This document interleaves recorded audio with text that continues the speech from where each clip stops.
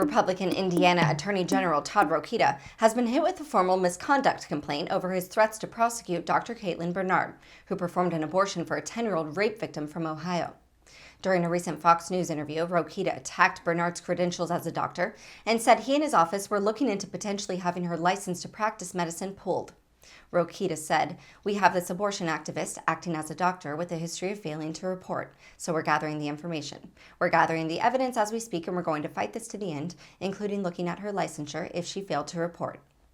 The Washington Post reports that Lauren Robel, the former dean of Indiana University's Maurer School of Law, filed a complaint against Attorney General Rokita. In the complaint, she alleged that he intended to harass and intimidate Dr. Bernard when he falsely insinuated that she did not properly file a terminated pregnancy report with the Indiana Department of Health and the Department of Child Services. The Supreme Court's recent decision to give states the authority on abortion access and rights is clearly stirring up both political and legal disputes. Unfortunately, not only the patient, but the physicians and medical staff are caught in the crossfire.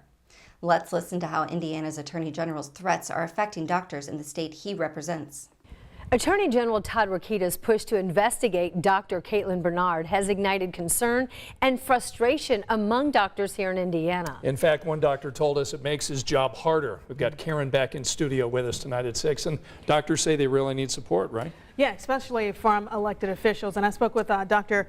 Gabriel Boslet. He's an ICU physician who's been practicing medicine here in Indiana since 2010. And he says Rokita's comments have doctors feeling like they are now working under a microscope.